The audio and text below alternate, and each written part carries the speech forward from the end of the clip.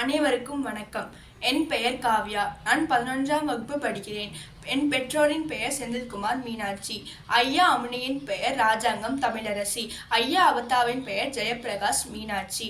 பூர்வீகம் சொக்கம்பட்டி, ஊர் பொள்ளாச்சி, குடிப்பட்டம் கல்வாச நாட்டு சுந்தரபாண்டியபுரத்து நன்னறி பூண்டீர் உடையார்.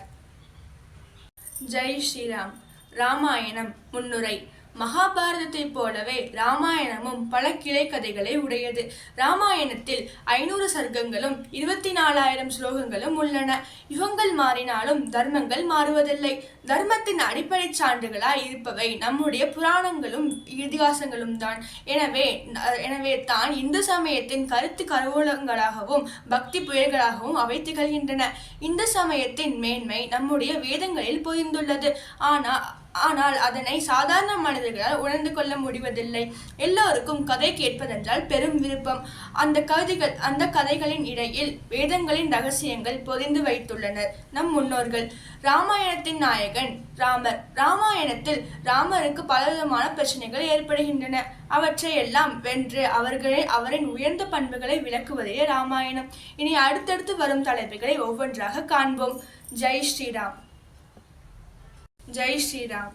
நான் முதலில் பேசப்போகும் தலைப்பு கல்லை பெண்ணாக்கிய திருவடியின் பெருமையாகும்.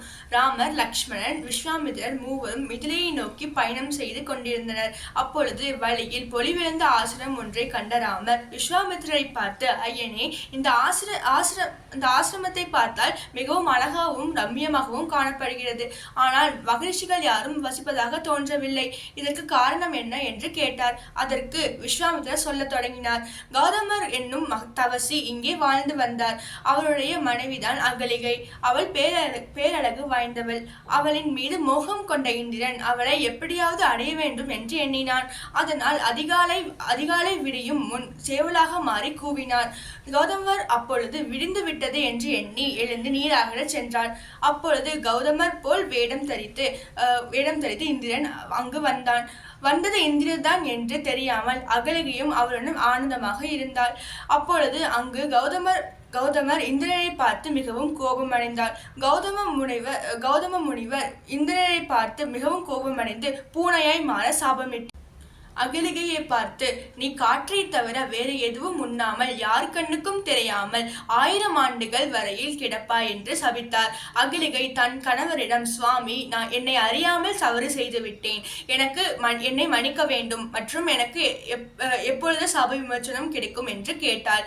அப்பொழுது கௌதம முனிவர், தசரதன் மைந்தனான ராமர் பிறந்து வந்து இவ்வழியில் செல்லும் பொழுது அவர் பாதம் தூசிப்பட்டு படும்பொழுது உனக்கு சாப விமோசனம் கிடைக்கும் என்றார்.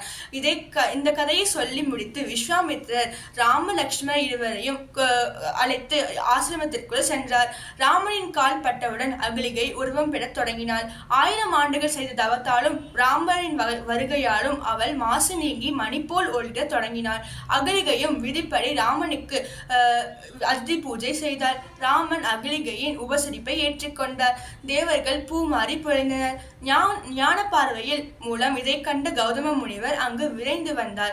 நீண்ட கால தவத்தால் தூய்மை அடைந்த அகலிகையை தன் மனைவியாக ஏற்றுக்கொண்டார் கௌதம முனிவரும் விஸ்வாமித்திரரையும் ராமலட்சுமணர்களையும் உபசரித்தார். அதன் பிறகு கௌதம முனிவரிடமும் அகலிகையிடமும் விடை பெற்று மூவரும் மிதிலையை நோக்கி நடக்கத் தொடங்கினர். இதுவே ராமபிரபுவின் திருவடியின் பெருமையாகும். ஸ்ரீராம ஜெயம்.